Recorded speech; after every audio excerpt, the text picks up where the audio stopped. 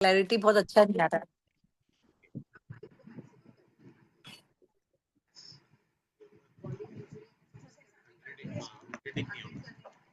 किया हुआ है, अभी थोड़ा डिस्टेंस के कारण भी हो रहा होगा। हाँ, वही डिस्टेंस की वजह से थोड़ा सा दिक्कत हो रहा है। हम लोग यहाँ पे फिजिकल क्लास यहाँ पे चालू किए तो आज ही फर्स्ट इंट्रोडक्टरी सेशन किए आज। हाँ भैया। तो ये कार्यक्रम हमारा 2015 से चला, मैं ज्वाइन किया था 2010 में एंड 2015 से हम लोग क्लासेस लेना शुरू किया हमारे घर पे। तो रीना खेतान है, she is a chartered accountant company secretary, तो वो भी रेगुलर ज्वाइन करती है। तो ऑनलाइन सेशन मेरा चलता है, जब से कोविड हुआ तब से ऑनलाइन चल रहा है। तो उसके बाद ऑनलाइन चालू किया तो अब ऑनलाइन बंद नहीं हुआ, क्योंकि अब अगर इसको बंद करके ऑफलाइन कर देंगे तो ऑनलाइन में जो बाकी लोग जगह जगह से जुड़ गए वो लोग अभी फिर नहीं कनेक्ट कर पाएंगे। और उसका टाइमिंग भी 11 से 12:30 फिक्स्ड है। तो इसलिए उसको कल ही मेरे को मिली थी तो बोले कि भैया आप ऑनलाइन बंद मत कर दीजिए। तो अपने बंद नहीं करने वाले, अपने टाइम इसलिए थोड़ा आगे पीछे करके सेट कर लेंगे कि क्या बेस्ट सुटेबल टाइम होता है, कौन सा डे एंड टाइम, या तो सैटरडे इवनिंग या संडे फिर आफ्टरनून कर ले, ऐसा कुछ देखते हैं कैसे वर्क होता है। तो ये वाला टाइम हमको तो बहुत सूट कर रहा है ना, यहाँ से आने में भी जो है and he is coming all the way from lake town. हाँ वो टोले आई, करेक्ट। हाँ हाँ, अरेंजमेंट थोड़ा ठीक कर लेंगे इसके लिए जो रिक्वायर्ड है उसके हिसाब से, करेक्ट। तो भगवत गीता में देखिए, ये जो 4 वेद 18 पुराण 108 उपनिषद की बात कर रहे थे, फिर वेदांत सूत्र है, बट इन सबका सार है भगवत गीता की। भगवत गीता को बोला जाता है सारे शास्त्रों का सार है। इवन भागवतम भी जो है ना, भागवतम का कंडेंस्ड फॉर्म है भगवत गीता। जैसे भागवतम मैंने बोला ना इलेबोरेट है, तो उसका कंडेंस्ड फॉर्म है भगवत गीता। भगवत गीता में एक्चुअली पूरा निचोड़ है पूरे शास्त्र का, इसको बोला जाता है, इसलिए सार बोला जाता है।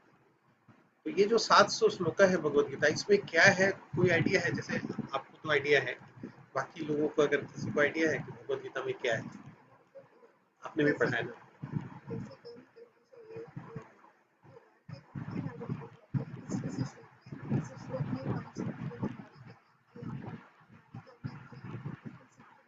करेक्ट। हाँ ठीक है, हाँ हाँ, इतना भी अपने को जो भी आता है, जो भी दिमाग में आता है, कई बार क्या चीज लोग क्या होता है कि उनको आता बहुत कुछ है, बट तुरंत बोलते समय सब कुछ नहीं निकलता है ना, वो तो क्वाइट नेचुरल है, वो कोई बड़ी बात नहीं है। बट थोड़ा भी हम लोग कंट्रीब्यूट करेंगे, बोलेंगे, पार्टिसिपेट करेंगे तो it will become more effective for all of us, it is not only for you alone. तो आपको क्या बिल्कुल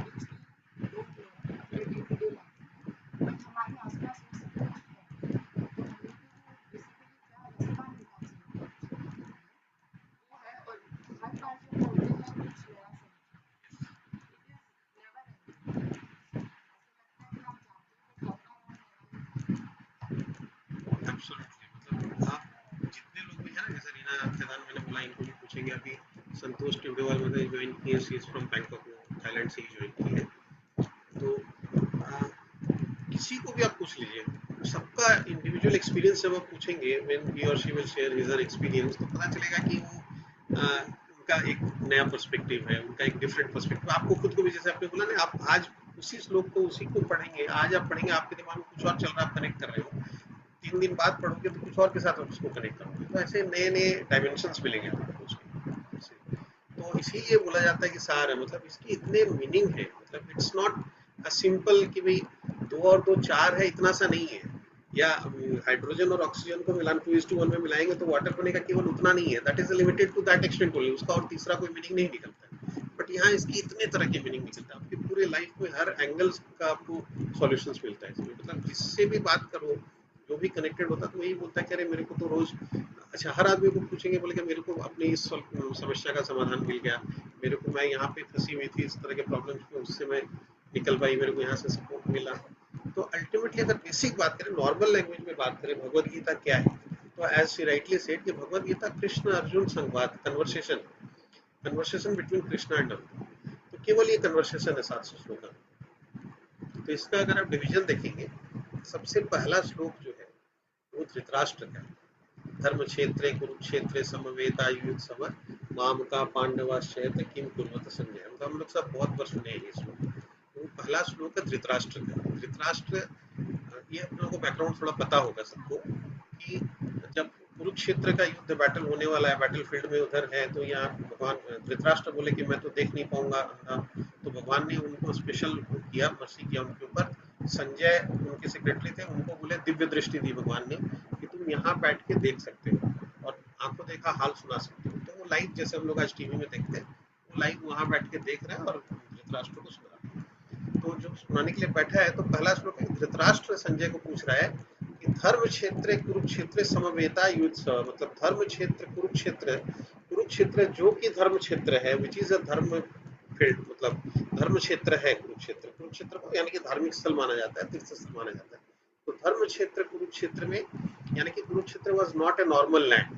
तो वहां पे समवेता युत्सव, सारे जो योद्धा लोग, सारे जो वॉरियर्स लोग जमा हुए हैं, वो लोग क्या, माम का पांडवाश्य, मेरे बच्चे लोग और पांडव मतलब कुंडू पांडवों के बेटे लोग, ये लोग सब क्या कर रहे हैं, संजय मेरे को बताओ। तो ये एक श्लोक है। और बाकी आप देखेंगे 39 श्लोका जो है वो संजय के, तो संजय जो बताता है बीच बीच में, तो उसके श्लोक है 39, टोटल 39। जैसे स्टार्टिंग में भी बताता है, फिर लास्ट में भी बोलता है, बीच में भी कहीं बोलता है, ऐसे करके। तो टोटल 700 में से 40 ये चले गए, 660, 585, 70, 115 श्लोक इसके होंगे मेरे ख्याल से, नहीं अर्जुन के 100 नहीं 85 श्लोक अर्जुन के, और तो कितने में, और 575 कृष्ण के। तो ये जो 85 अर्जुन और 575 कृष्ण, इसमें मेन कन्वर्सेशन ये है। तो इसमें होता क्या है कि अर्जुन कुछ कुछ बोलता है,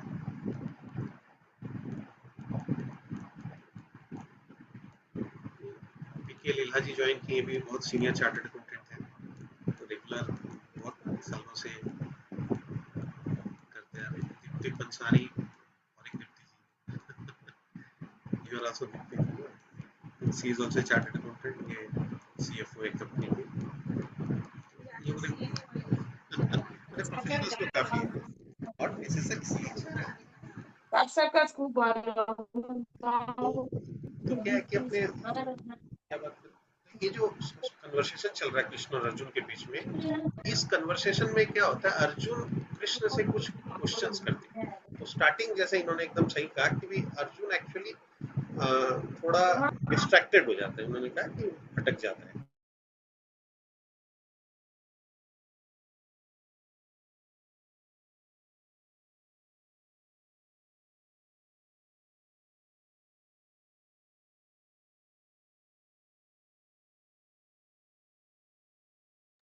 भैया साउंड नहीं आ रही है।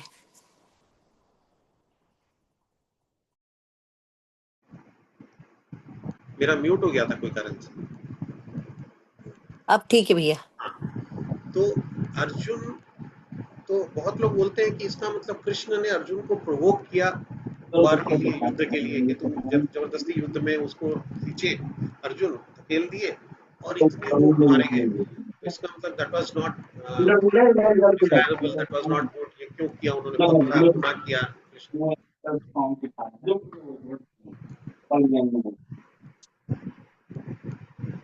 तो ये जो थॉट है, ये अपनी जगह शायद उन लोगों के नजर में सही होगा, लेकिन वो भगवत गीता पढ़े नहीं। वो शास्त्र एक्चुअली है क्या, बाकी शास्त्र छोड़ दीजिए, केवल भगवत गीता की बात करें तो भगवत गीता पढ़े ही नहीं है। भगवत गीता अगर पढ़ेंगे तो नहीं बोलेंगे। कितने लोग मारे गए। तो क्या है इसमें एक बहुत जो बारीकी वाली जो बात है कि हम लोगों को भगवत गीता को पढ़ना पड़ेगा, मैंने assumptions presumptions पे बात नहीं करना, जो कि मोस्टली लोग assumption presumption पे बात करते हैं। दूसरा क्या होता है, जैसे आपने बोला कि थोड़ा बहुत सुने हैं, कहीं थोड़ा सीखने का कोशिश की, वो तो एक अलग पार्ट है, बट जैसे उन्होंने बोला कि थोड़ा बहुत सुने हैं, तो कभी किसी से सुन लिया कुछ, कभी किसी से सुन लिया कुछ। तो मान लीजिए आप चार्टर्ड अकाउंटेंट है, इनकम टैक्स में लिखा हुआ है कि इनकम अगर आप करोगे तो टैक्स देना पड़ेगा, सही है।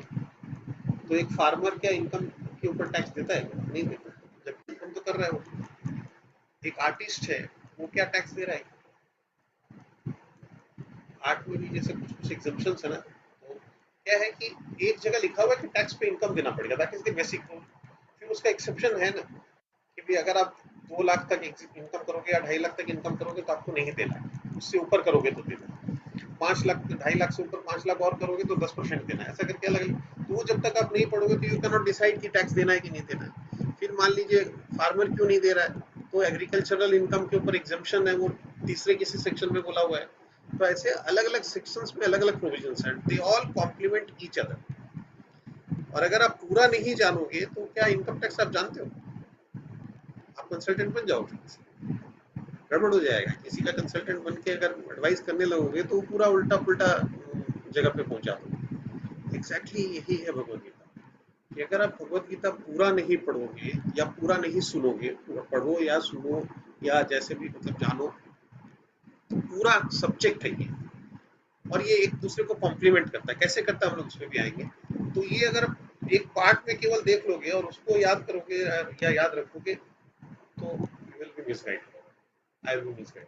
तो हमको इसको पूरा समझना पड़ेगा, ये सबसे प्राइम कंडीशन है, इसको पूरा समझना पड़ेगा। और पूरा में क्या है, इन्होंने काफी बताया इसके बारे में कि कर्म योग है, ज्ञान योग, इन्होंने ध्यान योग बताया, ज्ञान योग बताया। एक्चुअली क्या है, भगवत गीता ये जो टोटल 18 चैप्टर्स में है, 18 चैप्टर्स, 700 श्लोका, 18 चैप्टर्स में, 18 चैप्टर्स में चैप्टर 1 to 6 इसको कर्म योग बोलते हैं, उसके बाद 7 to 12 को भक्ति योग बोलते हैं, फिर 13 to 18 को ज्ञान योग बोलते हैं। तो कर्म योग, भक्ति योग, ज्ञान योग।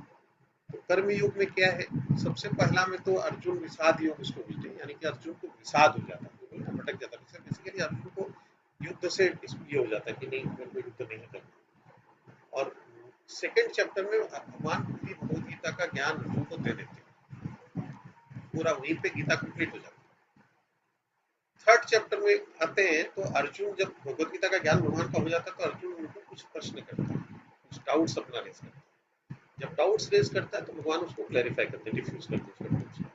फिर वो सुनने के बाद में थोड़ा देर बाद फिर कोई क्वेश्चन करता है, फिर वो देते हैं।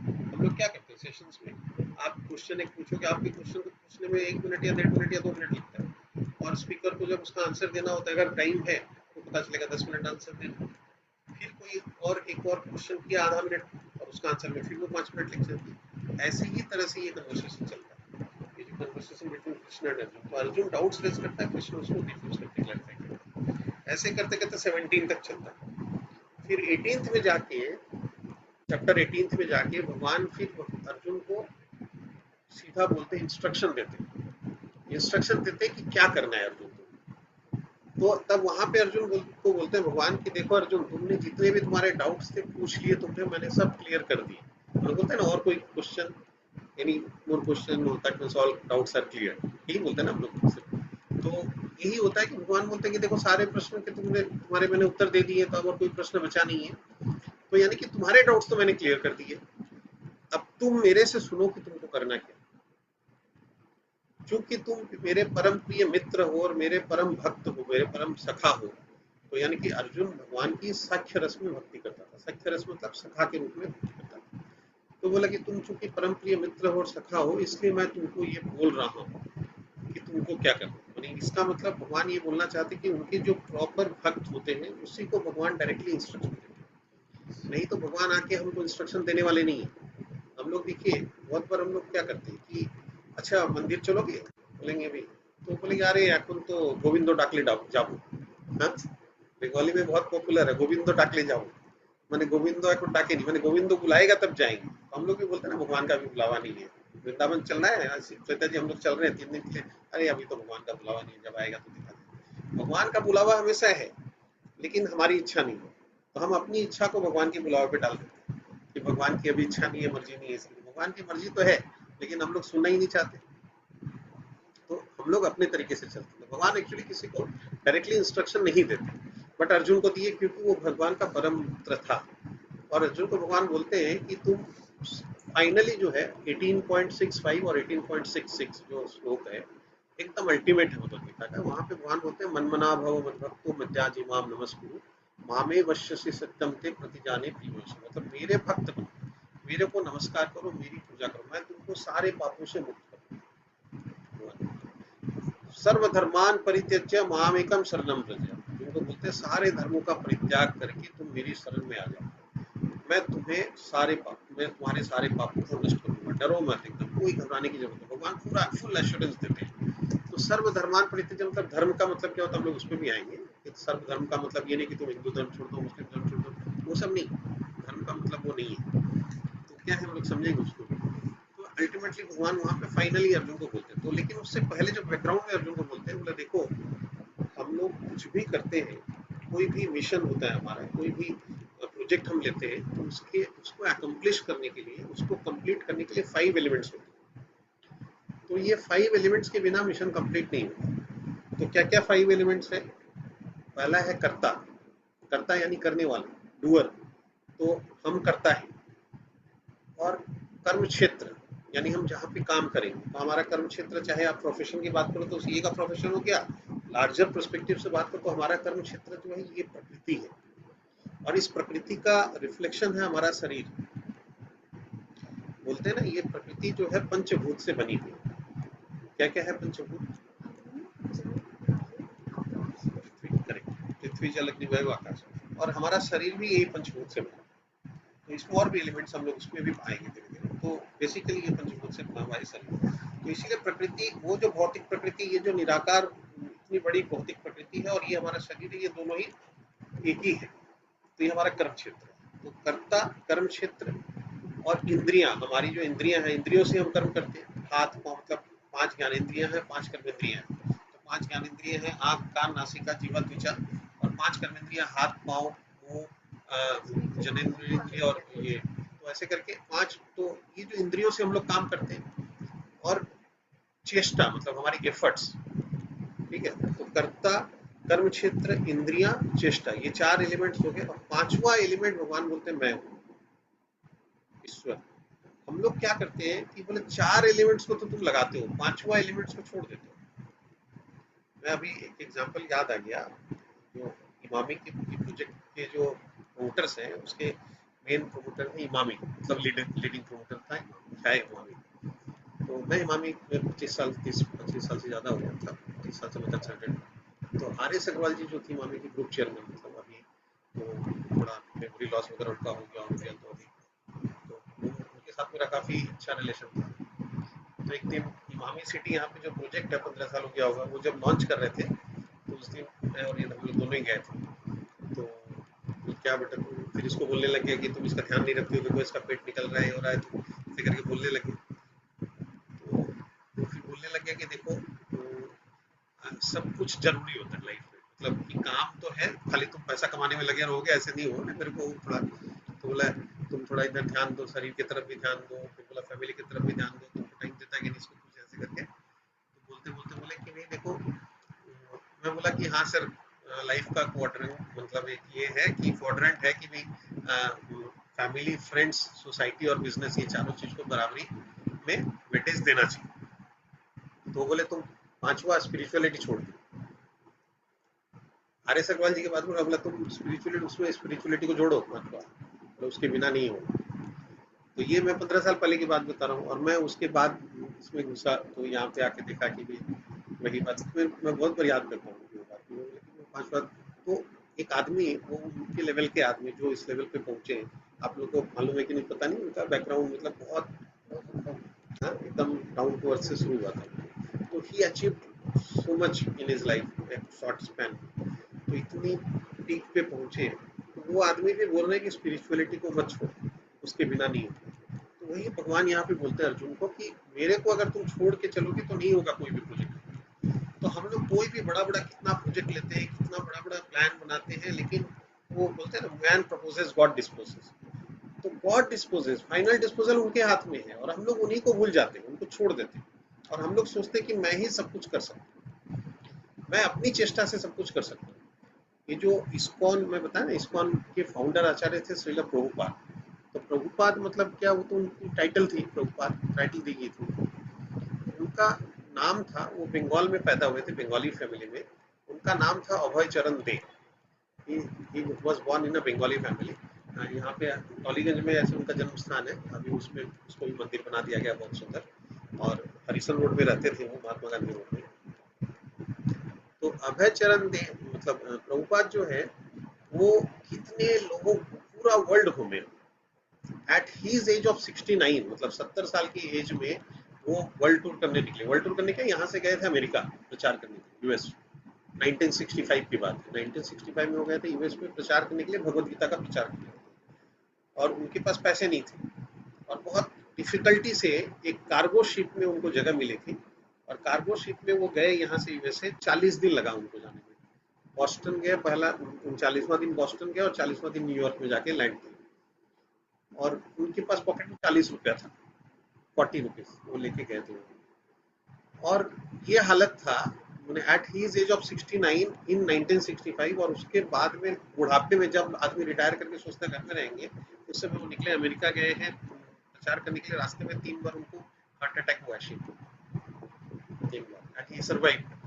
और उसके जो उसका जो कैप्टन था उस शिप का, वो इंडिया स्टीमशिप कंपनी का शिप था, उसका जो कैप्टन था वो बोल रहा है कि मैं 40 सालों से इस रूट पे आना जाना कर रहा हूँ और आज पहली बार मैं समुद्र को इतना शांत देख रहा हूँ। बोला लग रहा है कि भगवान का दूत जो है जा रहा है भगवान का मैसेज लेके, तो भगवान इस तरह से उसके लिए रास्ता बना रहे हैं। रोंगटे खड़े हो रहे हैं ना। आप उनका जब प्रभुपाद का एक एक स्टोरी आपको सुनाएंगे ना, ऐसे रोंगटे, एक एक स्टोरी फुल ऑफ स्ट्रगल। मतलब जिस तरह के स्ट्रगल उन्होंने किया है यहाँ पे भी 69 ईयर्स तक, और उसके बाद बाहर में भी अमेरिका भी जाके, उसका स्टोरी में अलग से हम लोग करेंगे कभी। तो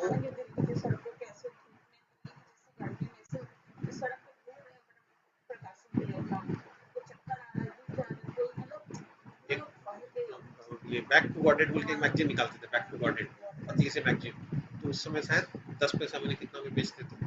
तो चांदनी में बोला ऐसे करके घूम रहे, देख रहे, ले लो ले लो ले लो, कोई ले नहीं रहा है। मतलब दिन भर में कोई दिन एक बुक, दो बुक, एक मैगजीन, दो मैगजीन का, कोई बुक भी नहीं बिका। ऐसे ये हाल इस तरह से। तो कुछ भी नहीं, वो उससे भी ज्यादा स्ट्रगल अमेरिका में जाके जिस तरह का उन्होंने स्ट्रगल किया है, तो वो एकदम रोंगटे खड़े करने लायक। तो इस तरह के, लेकिन सोचिए 1965 में वो वहां पे न्यूयॉर्क पहुंचे और 1966 में न्यूयॉर्क में मंदिर बनाए। एक साल में वो न्यूयॉर्क में मंदिर बनाए। तो इस्कॉन का फाउंडेशन वही हुआ था। एक्चुअली इसका नाम इसीलिए इस्कॉन पड़ा। अमेरिका में बैठ के न्यूयॉर्क में इसको फाउंडेशन किया। तो इसका नाम क्या है? International society for Krishna consciousness, ISKCON, international society for Krishna consciousness, ISKCON international society के नाम से बनाया, इसलिए उन्होंने ये नाम इसका दिया। और 67 में सैन फ्रांसिस्को गया, that was the second city.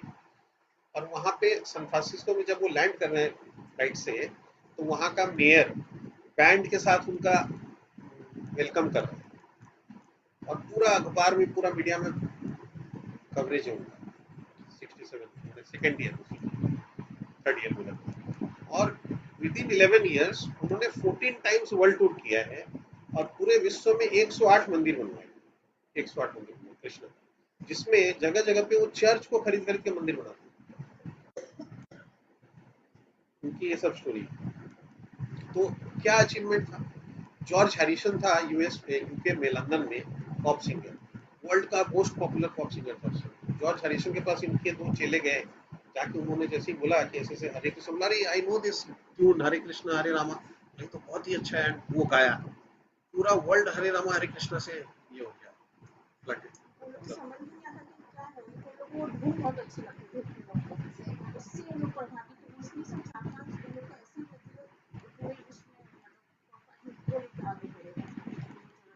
क्या है कि इन्होंने ये जो मैसेज को पहुंचाया, फैलाया लोगों तक, तो ये बेसिक इस प्रोसेस में वो बड़े-बड़े स्कॉलर से, रिसर्चर से, जजेस, ये वो क्रिटिक्स, कितने लोगों से उन्होंने डिबेट किया, उनको डिबेट करना पड़ा, मतलब फेस किया, फेस करना पड़ा। और उसमें से मैक्सिमम लोगों को उन्होंने डिवोटी में कन्वर्ट कर दिया। उसमें जितने लोगों से मिले उसमें से मैक्सिमम लोगों को उन्होंने डिवोटीज में कन्वर्ट किया, सब डिवोटीज बन गए।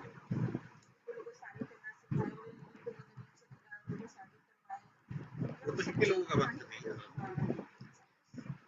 तो ये जो है, तो इस प्रोसेस में ये जो डिबेट वगैरह करते थे, लोगों को जो कन्विंस करते थे तरह तरह से, जबरदस्त उनका रिसर्च है, मतलब इतने ग्रंथ लिखे उन्होंने। तो इस प्रोसेस में उन्होंने ये बोला कि हम लोग का जो बेसिक डायरेक्शन है लाइफ का, हम लोग बहुत बार सुनते हैं ना, हम जैसे मैं भी मान लीजिए जब स्टूडेंट टाइम पे तब से सुनते आ रहा हूँ कि east is going western and west is going eastern. तो हम लोग अपने कल्चर को, अपनी संस्कृति को छोड़ के वेस्टर्न को फॉलो करने में लगे, वो उधर भाग रहे हैं, और वेस्टर्न वाले हमारी संस्कृति को पकड़। आप अगर एक्चुअली इसके भी और पीछे जाओगे ना, आप हिस्ट्री अगर पढ़ोगे, जितना हिस्ट्री हमारे पास अवेलेबल है उसमें भी अगर आप पढ़ोगे, तो कल भी इनफैक्ट कहीं पे डिस्कशन हो रहा था, कहाँ पे डिस्कशन हो रहा था, हाँ, दिल्ली में ही कहीं हो रहा था, हाँ दिल्ली में। कल मैं एचआरआईटी यूनिवर्सिटी गाजियाबाद में वहाँ गया हुआ था कोई कारण से, मैं एक्चुअली पीएचडी कर रहा हूँ, तो उसके चक्कर में वहाँ गया हुआ था। तो वहाँ के जो चेयरमैन है और वहाँ के वाइस चांसलर है और कई लोग ऐसे बैठे थे, उन लोगों के साथ ही बैठा था। तो वहाँ पे ये डिस्कशन हो रहा था। मैं तो कल वहाँ पे कुछ भी बोल नहीं रहा था, मतलब मैं केवल सुन रहा था। तो दे वर ऑल सेइंग कि बोला जर्मन्स लोग हमारा ये ले लिए, और जापानीज लोग हमारा ये ले लिए, और वो लोग हमारा ये ले लिए। मतलब लोग आके हमारे चीजों को, तो उनको सबसे बड़ा जो चीज दिखा इंडिया में, इंडिया का जो स्ट्रेंथ था वो था हमारा हमारा कल्चर, हमारी संस्कृति। ये जो वैदिक संस्कृति, हमारी संस्कृति कौन सी वैदिक संस्कृति है, जो देश हमारा, मतलब उनको ये दिखा कि ये इतना स्ट्रांग है, ये इंडिया का बैकबोन है, बोले इसको तोड़ दो। तो उसको, और वो लोग ले लेके चले गए उसको। हमारे इतना लिटरेचर, इतना कुछ चला गया हमारे यहाँ से। पानी और किसको भी नहीं। तो ये हमारी वैदिक संस्कृति है जिसको लोग ले लेके चले गए वेस्टर्न वाले। तो प्रभुपाद लोगों को ये बोले, दुनिया में जाके ये संदेश दिए कि यहाँ पे जो भगवत गीता है, भागवतम में, इसके अंदर में सब कुछ है, और तुम लोग इसको फॉलो नहीं कर रहे हो तो तुम कभी सक्सेसफुल नहीं हो पाओगे। मतलब वर्ल्ड पीस की तुम लोग बात कर रहे हो, वर्ल्ड पीस के जो लीडर्स है ना बड़े बड़े, उन लोगों को उन्होंने कन्विंस मैंने ये किया, काउंसलिंग किया कि तुम लोग गलत डायरेक्शन में चल रहे हो, तुम्हारा फॉर्मूला ही गलत है वर्ल्ड पीस का। इस फॉर्मूला में तुमको कभी वर्ल्ड पीस मिल नहीं सकता, नहीं मिल सकता। मतलब वर्ल्ड पीस का फॉर्मूला भगवत गीता में है, भगवत गीता पढ़ो तब समझ में आएगा वर्ल्ड पीस क्या है, कैसे हो सकता है। तो मतलब हम लोग क्या है कि दिखावा कर रहे हैं, ढोंग कर रहे हैं, स्वांग कर रहे हैं हम लोग, ये चाहिए वो चाहिए, लेकिन एक्चुअली हम लोगों को चाहिए नहीं। तो जो चाहिए उसके लिए जो सॉल्यूशंस यहाँ मिला पड़ा हुआ हमारे पास में, वो तो हम देख ही नहीं रहे, और हम लोग इधर उधर भटक रहे हैं। तो ये हमारी स्थिति है। तो भगवत गीता में क्या है, हम लोग जो back, coming back to this, कि भाई, तो प्रभुपाद ने ये बताया कि ये सारा सॉल्यूशन यहाँ पे है। तो ये जो अर्जुन कृष्ण का कन्वर्सेशन है, उसमें जो अर्जुन डाउट्स रेज करता है और भगवान उसको क्लैरिफाई करते हैं। तो स्टार्टिंग में उसको पूरा नॉलेज देते हैं, फिर उसके डाउट्स क्लियर करते हैं, और फाइनली उसको कंक्लूजन में फिर उसको प्रिस्क्राइब करते हैं कि तुमको क्या करना है, इंस्ट्रक्शन देते हैं कि तुमको क्या करना है। तो डॉक्टर क्या करता है, हम लोग से पूछता बहुत कुछ है, हम भी डाउट्स रेज करते हैं, उससे भी बताता है, फिर फाइनली प्रिस्क्रिप्शन लिखता है कि तुम ये दवाई लो, ये दवाई लो, और कौन सी दवाई कब लेनी है, सुबह लेनी है कि शाम को लेनी है कि रात में लेनी है, खाने के पहले कि बाद में। इसके साथ में परहेज बताते हैं कि तुमको ये नहीं खाना है, ये खाना है। इसी तरह से बोला आपको भगवत गीता को डॉक्टर के प्रिस्क्रिप्शन की तरह लेना पड़ेगा। तो डॉक्टर का प्रिस्क्रिप्शन की तरह मतलब जो लिखा है भगवत गीता, डॉक्टर लिख रहा है ना, तो भगवत गीता बोला जब भगवान लिखे हैं, तो उन्होंने, भगवान ने उसमें प्रिस्क्रिप्शन दे रखा है कि तुमको क्या क्या करना है। अब बोला वो हम नहीं करते, और वो नहीं करके, और हम अपने तरीके से अगर भगवत गीता को इंटरप्रेट करेंगे और अपने तरीके से उसको अप्लाई करेंगे। मैं कितने, मतलब एक दो पांच नहीं, मैं ज्यादा बात कर रहा हूँ कि कॉर्पोरेट्स की, कॉर्पोरेट्स में मैं कॉर्पोरेट क्लाइंट से ही मैं डील करता हूँ। तो अच्छी अच्छी जगह, अच्छे अच्छे लोगों की बात करो, मतलब उससे भी डिस्कशन होता है, तो आधा घंटा एक घंटा ये टॉपिक पर डिस्कशन होता है। एंड एवरीवेयर आई फाइंड, मैंने कहीं पे किसी से बात करो तो लोग अपना अपना कुछ दे देंगे कि भगवत गीता में मेरे हिसाब से तो ये है, भगवत गीता में मेरे हिसाब से तो वो है। अरे तुम्हारे हिसाब से क्या पढ़े हो, क्या पढ़ा, पढ़ा नहीं है, लेकिन भगवत गीता के बारे में हम कमेंट्री करते हैं। तो प्रभुपाद बोल रहे हैं कि मैं जो घूम के देखा सब जगह, भगवत गीता की इतनी कमेंट्रीज अवेलेबल है, लेकिन वो सब कमेंट्रीज में सब लोगों ने क्या किया, भगवत गीता का जो एसेंस है उसको तो साइड कर दिया, और सब अपना अपना जो थॉट्स है, अपना जो फिलोसफी है उसको डाल दिया। तो ये हमारा मिसगाइड होने का सबसे बड़ा बेस रूट है, कि हम लोग प्रॉपर ऑथेंटिक भगवत गीता अगर पढ़ेंगे, उसको सही ढंग से पढ़ेंगे, जो है उसको अगर पहले जाने। यस, आप सोचिए एक टाइम पे,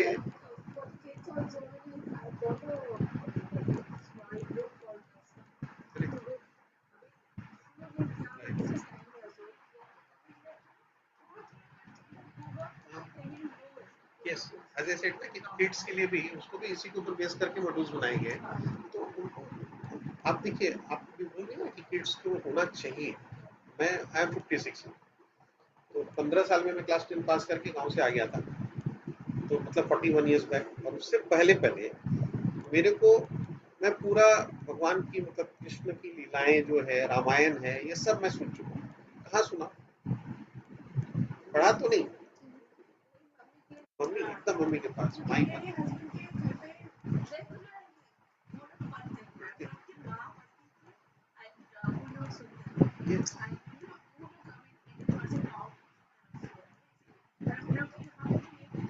नहीं है। हमारी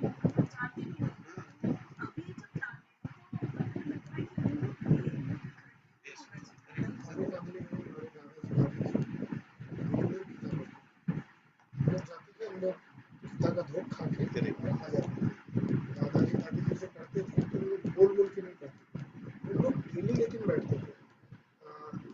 जब हम लोग छोटे में देखते थे तो घंटा भर बैठते थे। जब हम लोग अराउंड 65 के एज ग्रुप में आ गए, उसके बाद तो दिन में 2 घंटा 3 घंटा, any time when they are awake, they are mostly in front of Gita only, whenever they are free. या तो वो खा पी रहे हैं, सो रहे हैं, या किताब पढ़ रहे हैं।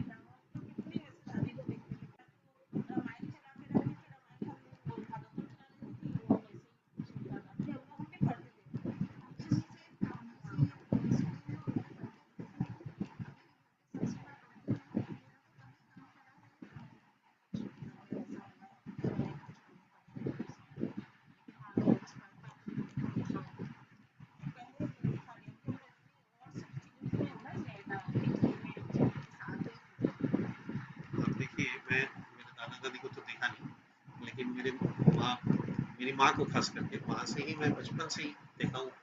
मेरे नाना नानी, मामा मामी सब लोग पढ़ते, वो ना रेगुलर पढ़ते थे, माँ तो रेगुलर पढ़ती थी। और मैं आपको बताऊँ, मेरे पास मैं अभी वापस इसके अंदर मैं कैसे आया। मतलब मेरे ऑफिस में, मेरा अपना फर्म है, तो मेरी ऑफिस में कोई ना कोई मुस्लिम लड़का हमेशा रहा। ठीक है, तो बोले सर आज फ्राइडे है, नमाज है, नमाज पढ़ने जाना है, या सर आज वो करने जाना है, तो आज अभी ईद है तो ईद करने जाना है। बोला, पूछा कि भाई तुम जरूरी है क्या जाना? बोला हाँ सर मुझे जरूरी है। बोला नमाज पढ़े हो? बोला हाँ रेगुलर पढ़ते हैं। रेगुलर पढ़ते हैं? तो बोला हाँ सर। मुझे कौन पढ़ाता है, कैसे पढ़ाता है? तो बोला मौलवी साहब आते हैं। तो मौलवी साहब आते हैं, क्लास लेते हैं, मतलब पंडित, मतलब यही तो है ना हमारे गाँव में, जैसे हमारे गाँव में भी थे पंडित लोग आके घर में करवाते थे। तो बोला मतलब मैक्सिमम लोगों को मैंने देखा कि वो एक कल्चर है कि उसको वीकली एक दिन पढ़ करेक्ट।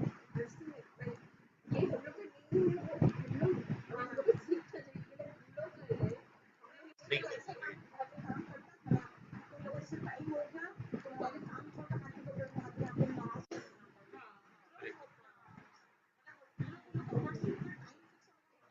करना ही।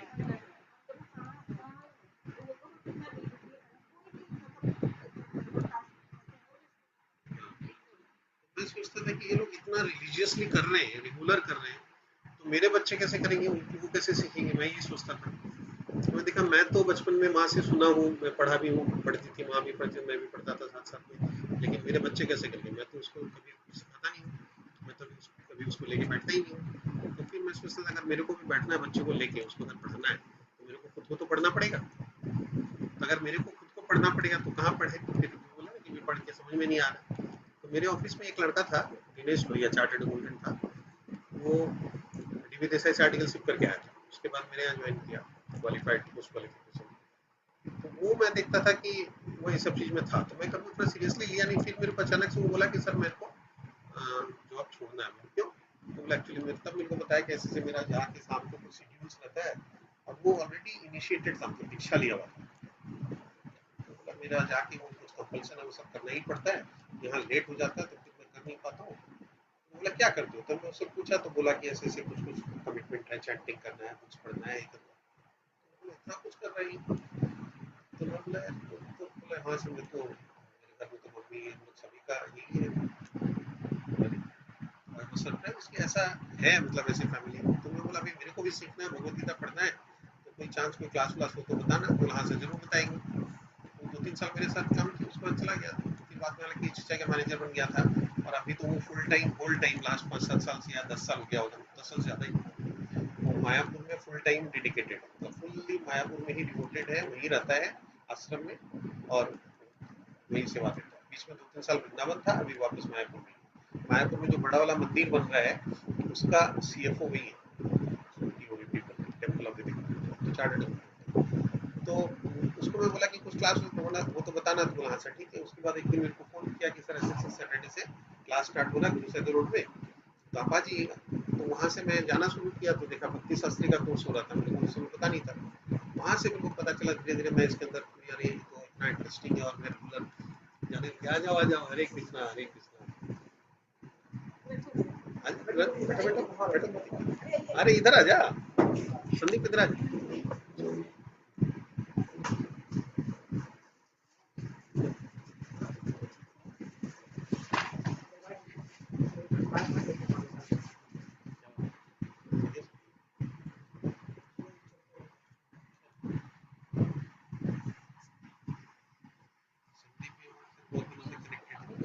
मतलब इस सब्जेक्ट में, अदरवाइज तो हॉस्टल से कनेक्टेड है 20 साल से, बट हाँ 20 साल ज़्यादा है। अच्छा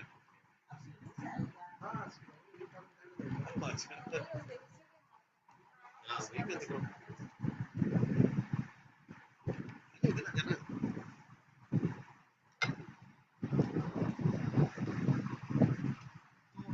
तब मेरे को लगा कि भाई कुछ करना चाहिए अपने को, वहाँ जाके वहाँ से फिर मैं कनेक्टेड हुआ, मतलब धीरे धीरे।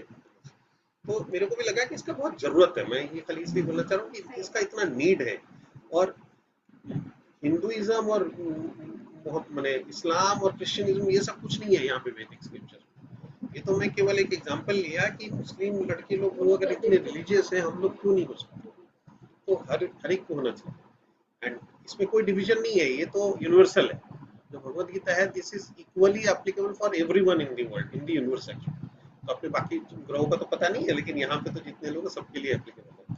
और इसीलिए आज उसमें इतने जो फॉलोअर्स हैं, चाहे वो क्रिश्चियंस है चाहे बुद्धिस्ट है, चाहे कौन से बैकग्राउंड से, जैन, सब लोग उसको फॉलो कर रहे हैं। कोई किसी का कोई भी बैकग्राउंड रहा हो, लेकिन फॉलो कर रहे हैं उसको। तो ये इस तरह का इसका वर्थ है, ये इसका जस्ट बैकग्राउंड बताना चाहिए। तो इसका जो मेन बात ये था कि भगवत गीता को कैसे लेना चाहिए। तो हम लोग क्या पार्ट में अगर लेंगे, थोड़ा सा कहीं से पढ़ लेंगे, सुन लेंगे, तो there is every chance that we will get misguided. तो हमको कंप्लीट एक सब्जेक्ट के हिसाब से समझना पड़ेगा कि ये पूरा सब्जेक्ट है जिसमें 18 चैप्टर्स है। चैप्टर 1 से लेके 18 तक तो क्या चल रहा है, कैसे ये प्रोग्रेस कर रहा है, चैप्टर 1 में क्या बताया, 2 में क्या बताया, 3 में क्या बताया, और इसका क्या लिंक है, क्या रिलेशनशिप है, इसको समझना पड़ेगा। ये अगर हम लोग ध्यान रखेंगे, ध्यान रखते हुए चलेंगे और आगे बढ़ेंगे। अभी ये जो रीना खेतान माता जी में बोला ना कि कल ही मिली थी एक पार्टी में, तो बोल रही थी, बोले कि भैया अब तो मेरे को बहुत क्लियरली समझ में आने लग गया। तो पहले जबकि काफी दिनों से ही सुन रही है, लेकिन पूरा सब्जेक्ट को एक होलिस्टिक व्यू नहीं ले पा रही थी कहीं ना कहीं। तो हम लोग को एक होलिस्टिक व्यू जब मिल जाएगा ना, then we will have full clarity कि एग्जैक्टली है क्या ये और क्या बोलता है। तो जैसे इन्होंने बहुत सही कहा एक्चुअली कि इसमें अलग अलग रास्ते हैं, मतलब पंथा, मतलब उसको बोलते हैं कि वाद बोलते हैं। वाद माने वेज, पंथा जिसको बोलते हैं हिंदी में, कि कर्म योग, ध्यान योग, ज्ञान योग, भक्ति योग, ये अलग अलग योग बोलते हैं। कि कर्म योग एक रास्ता है, अलग अलग रास्ते, अलग अलग डायरेक्शन है। तो कोई बोलता है कर्म योग में चलो, कोई बोलता है ध्यान योग में चलो, कोई बोलता है ज्ञान। एक्चुअली देखा जाए तो जब पूरा पढ़ेंगे तो आपको पता चलेगा। एक लैडर होता है ना, लैडर, तो वैसे योगा लैडर। तो योगा लैडर में क्या है, पहला स्टेप, फिर स्टेप 2, फिर स्टेप 3। तो ऐसे ही इसमें योगा लैडर का पहला स्टेप है सकाम कर्मी, उसके बाद है निष्काम कर्मी, उसके बाद है ज्ञान योग, उसके बाद में है ध्यान योग, उसके बाद में है भक्ति योग। तो ये योगा का लैडर में अलग अलग लेवल पे अलग अलग योग है। और उसका भगवान ही यहाँ पे बताएं कि श्रेष्ठ योग जो है वो भक्ति योग। क्यों श्रेष्ठ है वो भी समझेंगे हम लोग धीरे धीरे। तो किसमें क्या डिफरेंस है, क्या पहले तो क्या है वो जानेंगे, फिर दोनों सब में क्या डिफरेंस है वो जानेंगे, क्या रिलेशनशिप वो समझेंगे, फिर फाइनली भक्ति योग क्यों श्रेष्ठ है वो समझेंगे। तो वो धीरे धीरे समझ में आ जाएगा। तो ये जो प्रिस्क्रिप्शन है भगवान का, जिस तरीके से उसको कंप्लीट प्रिस्क्रिप्शन हमको लेना पड़ेगा कि जो सारे इंस्ट्रक्शंस है कि क्या क्या बोले हैं, किस तरह से हमको फॉलो करना है, ये समझ के अगर करेंगे तो पूरी तरह से समझ में आएगा। नहीं समझ में आने वाली कोई बात नहीं। और थोड़ा सा खाली डिस्कशन चूंकि नया है एकदम, तो एक बार पूरा चीज नया लगता है। और प्लस सबसे बड़ा बात क्या है ना, हमारा जो स्लेट है अभी क्लीन स्लेट नहीं है। इसके अंदर इतना कुछ लिखा जा चुका है, अब इसके ऊपर किसी दूसरे चीज को बैठाना, उसको फिट करना, वो बड़ा डिफिकल्ट होता है। लगता है अरे क्या बोल रहा है, जगह जगह पर डिस्ट्रैक्ट हो जाते हैं कि अरे ये क्या बोल रहा है, ऐसा तो नहीं है, हम तो ऐसा कभी से नहीं सुने, कभी ऐसा कभी नहीं सुने। तो उस चीज को, लेकिन है कहाँ से बात कर रहे हैं, अपने डायरेक्ट स्क्रिप्चर से बात कर रहे हैं, तो उससे जब इसके ज्यादा ऑथेंटिक क्या हो सकता है कि किसी टीवी में कोई समय किसी चैनल में कोई बाबा जी को सुन लिए, तो विल दैट बी ऑथेंटिक, या यहाँ पे हम जो पढ़ रहे हो ऑथेंटिक हो?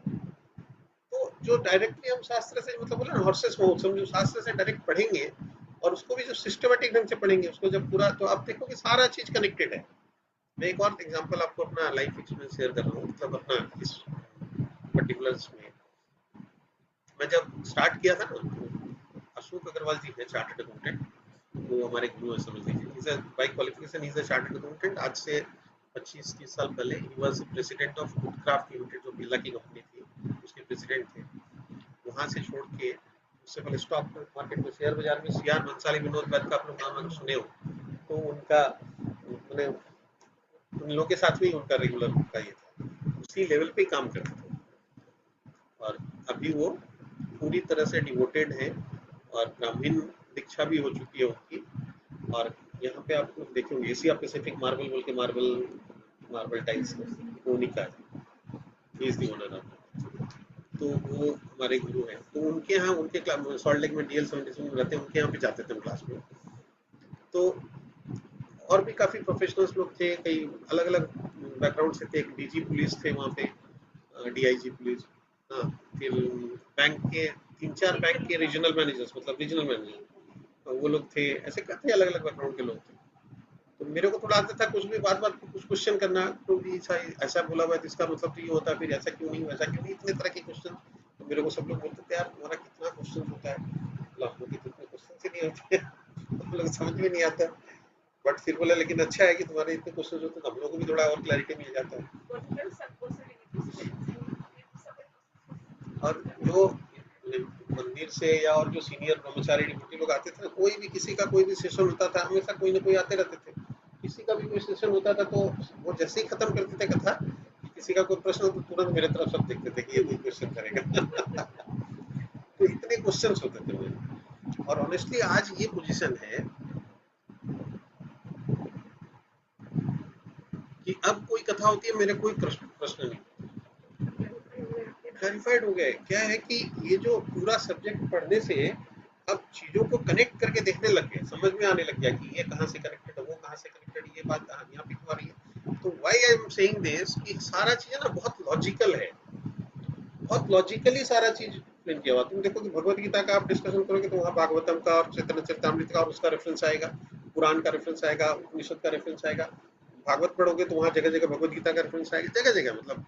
तो अल्टीमेटली वही सेम सब्जेक्ट है, उसी को अलग अलग तरीके से। तो मैंने इसलिए बोला कि भागवतम का कंडेंस्ड फॉर्म है भगवत गीता, कि भगवत गीता में ये जो कन्वर्सेशन है, इसमें जो नॉलेज है, इसी नॉलेज के ऊपर में बेस करके पूरा भागवतम। भागवतम क्या है, भागवतम में भगवान की अलग अलग लीलाएं हैं, भगवान अलग अलग रूप में जो आए, अलग अलग लीलाएं की है, 24 अवतार बोलते हैं ना, तो वो सब अलग अलग अवतारों की लीलाएं हैं।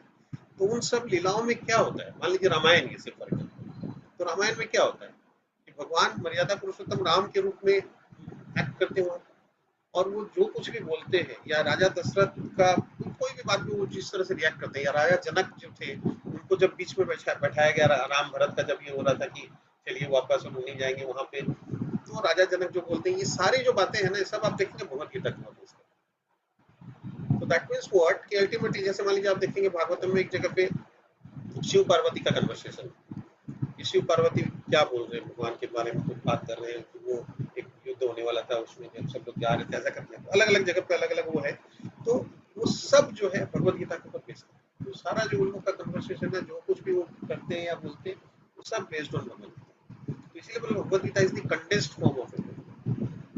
तो इसीलिए इस भगवत गीता को हम लोग उसी तरीके से अगर पढ़ेंगे तो हमको चीजें सारा एकदम क्लैरिटी के साथ दिखने लगेगी, और एक बार जब वो क्लैरिटी मिल जाएगी, पूरा समझ में आने लगेगा, तो then everything will be complete, वो मिल जाएगा। तो दैट इज करेंगे इसको हर वीक आप एकदम बताइएगा कब करना है, कोशिश करेंगे कि आगे आगे थोड़ा-थोड़ा कुछ सुनेंगे तो कुछ तो आगे करेक्ट करेक्ट, हाँ। और जितना सही क्या है कि एक साथ में तो एक बार में तो सब कुछ नहीं हो जाएगा, बट थोड़ा थोड़ा करके करते रहेंगे। एक प्रैक्टिस में हम लोग बोलते हैं ना कि छोड़ना कुछ भी नहीं है, कई बार कई तरह का अप्रीहेंशन होने लगता है, ये करने जाएंगे तो मतलब ऐसा हो जाएगा, वैसा। आपका नॉर्मल लाइफ को कोई डिस्टर्ब करने की जरूरत नहीं है, बट साथ में केवल हम लोग बोलते हैं छोड़ना कुछ भी नहीं है, केवल जोड़ना है। तो आपको केवल जोड़ना है, मतलब भगवान को जोड़ना है अपने साथ, मैंने अपने आप को भगवान के साथ कनेक्ट करना। तो हम लोग वी आर सोल्स, इन आत्मा है हम सब, अनुआत्मा बोलते हैं, व्यष्टि आत्मा बोलते हैं, व्यष्टि मतलब इंडिविजुअल। तो हम लोग इंडिविजुअल सोल्स हैं और भगवान सुपर सोल। तो सोल्स, एवरी सोल, भगवान बोलते हैं ममे वांश जीव लोके जीव भूत सनातन, मतलब प्रत्येक जीव मतलब मेरा शाश्वत अंश है। इस भौतिक जगत में जितना जीव है, जितने तक मतलब हर एक जीव मेरा शाश्वत है, माई इंटरनल पार्ट। तो हम लोग को क्या करना है, सोल को सुपर सोल के साथ कनेक्ट करना है। तो जो हम लोग डिस्कनेक्टेड हो चुके हैं, ये आता है सारा इसमें, तो जो डिस्कनेक्ट हो चुके हैं अगर हम उसको वापस कनेक्ट कर पाए, हमारा जो कनेक्शन को अगर हम रीएस्टैब्लिश कर पाए, everything will start falling in. तो बाकी बोले ना, इसलिए जो बोले कि अपने प्रॉब्लम्स का सॉल्यूशन ये वो सब तो बहुत छोटा छोटा चीज है, जब लार्जर पर्सपेक्टिव हमको मिल जाता है ना, फिर ये सब बहुत छोटा लगता है। तो वो सब यहाँ हमको क्लैरिटी मिलते जाए, अलग अलग सिचुएशंस में हमको डायरेक्शंस मिलते जाए। ये कि एक सेंटेंस है तो वो एक सेंटेंस का एक मीनिंग नहीं है, उसका सैकड़ों मीनिंग, हर एक अलग अलग डिफरेंट कॉन्टेक्स्ट में डिफरेंट। तो मेरे ख्याल से आज इंट्रोडक्टरी सेशन के हिसाब से अपने इसको इतना ही रखते हैं, और हम लोग को किस समय पे करना चाहिए ये बताइए।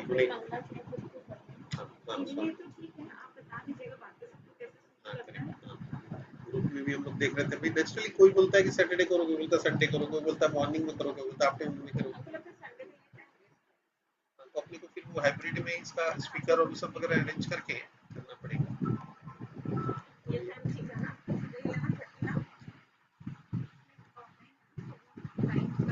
हम सोच रहे हैं कि या तो जो हाइब्रिड ही अगर कर ले, लेकिन ये है कि फिर वो वाला सीरीज डिस्टर्ब हो जाएगा ना, वो जो जिस सीक्वेंस में चल रहा था वो डिस्टर्ब हो जाएगा। तो अगर हम लोग आफ्टरनून में करें,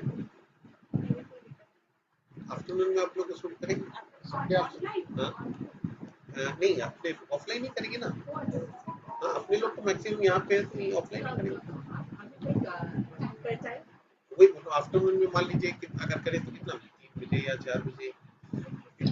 हाँ, यूजुअली क्या होता है संडे को आफ्टरनून में लोगों को निकलने का रहता है ना।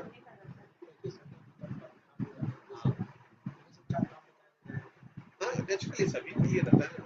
हम लोग का तो क्या है कि अब ये एक प्रैक्टिस बन गया ना, तो हम लोग दूसरा कोई कमिटमेंट इस समय नॉर्मली नहीं रखना चाहते, इसलिए मैं सैटरडे इवनिंग सोच रहा था कि सैटरडे इवनिंग होने से बेटर होता है। सैटरडे इवनिंग में क्या है ना, जैसे मान लीजिए ऑफिस से निकलते हैं तो आदमी जाम में रहता है, संडे थोड़ा सा कंपैरेटिवली इजी रहता है। बाकी तो लगता है सब यहीं रहते हैं, अरवाना रहते हैं, इसलिए तो देखिए यहाँ पे करने का मेन पर्पस वही था कि अरवना में एक, जैसे मैं वहाँ पे जब करता था तो वहाँ पे क्या ना, हमारे कॉम्प्लेक्स के ही मैंने बोले ना स्टार्टिंग में मेरे इस सेशन में भी करीब 30-35 लोग थे। हाँ, एक दूसरे को कर लेते हैं, माइक वाइक का कुछ हाँ, कर लेंगे, वो भी अरेंज कर लेंगे। आपने क्या ना एक्चुअली थोड़ा ये रह गया, स्टार्ट करने के समय एक बार मंगलाचरण का दो पहला 2 पैराग्राफ है वो करके थोड़ा सा चैंटिंग भी कर लेना चाहिए था, तो नहीं किया था। एक बार 2 पैराग्राफ केवल ये कर लेते हैं, मंगलाचरण का पहला 2 पैराग्राफ ना। हाँ, भगवान से प्रार्थना कर लेते हैं, 1 सेकंड इसको मैं एक बार, और फिर कुछ ना कुछ हल्का प्रसाद में रखी होगी, प्रसाद लेंगे।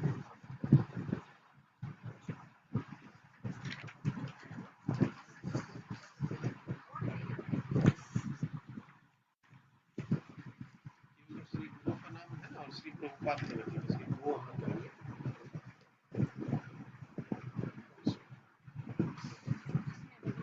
हाँ, एक मंत्र मिला ली कौन सा है?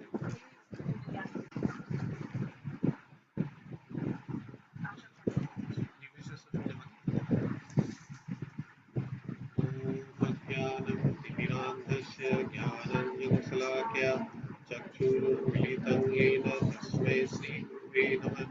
श्रीचैतन्यमनोभीष्टं स्थापितं येन भूतले स्वयं रूपं कदा मह्यं ददाति स्वपदान्तिकं। वन्देऽहं श्रीगुरुं श्रीयुग्मकमलं श्रीगुरुं वैष्णवांश्च श्रीरूपं साग्रजातं सहगण रघुनाथान्वितं तं सजीवं साद्वैतं सावधूतं परिजनसहितं कृष्णचैतन्यदेवं राधा कृष्ण पादान श्रीगण ललिता श्री विशाखान्वितांश च नमः ओम विष्णुपादाय कृष्ण पृष्ठाय भूतले श्रीमते भक्ति वेदांत स्वामिनीति नामिने नमस्ते सरस्वती देवे गौरवाणी प्रचारिणे निर्विशेष शून्यवादी पाश्चात्य देशकारिणे जय श्री कृष्ण चैतन्य प्रभु नित्यानंद श्री अद्वैत गदाधर श्रीवासादि गौर भक्तवृंद हरे कृष्णा कृष्ण कृष्ण हरे हरे हरे राम राम राम हरे हरे श्री चरण की श्री प्रभुपाद की हरे कृष्ण हमसे इतना ज्ञान बांटने के लिए आप लोगों को धन्यवाद। कोई अपने को हाँ, ग्रुप डिस्कशन जैसे करते हैं। धन्यवाद देंगे तो ज्ञान रखना ही है ना। हरे कृष्णा प्रभु जी। हरे कृष्णा। कैसे हैं प्रभु जी? ठीक एकदम। क्या वहाँ शिफ्ट कर लिए क्या? बना में शिफ्ट कर लिए क्या? हाँ अभी शिफ्ट हो गए ना। आप काफी दिन बाद आज ज्वाइन किया लगता है। हाँ तो वही देख रहा था, मतलब कि सारा नक्शा चेंज हो गया, पीछे से बैठे हैं आप। उनका कि वहाँ तो इतना बड़ा नहीं था ये। हमने जरूर अगला में शिफ्ट कर लिए आप, लगता है। हाँ 4-5 महीने हो गए। दिवाली में आए थे अच्छा। तो आज ही से यहाँ पे फिजिकल क्लास स्टार्ट की, आज से ही। Very good. हमने आज अटेंड कर लिया ना। हाँ और वही बोल रहा हूँ कि आज पहला क्लास आपने अटेंड कर लिया। और सब एकदम ठीक है? एकदम बढ़िया यहाँ बहुत बढ़िया रहेगा यहाँ का। हाँ वातावरण यहाँ का बहुत अच्छा है। कितना नंबर में हो आप? मैं टावर 6 में हूँ प्रभु जी, 302 मैंने 3rd फ्लोर। टावर 6 में 302। ये बढ़िया है। मतलब वहाँ काफी लोग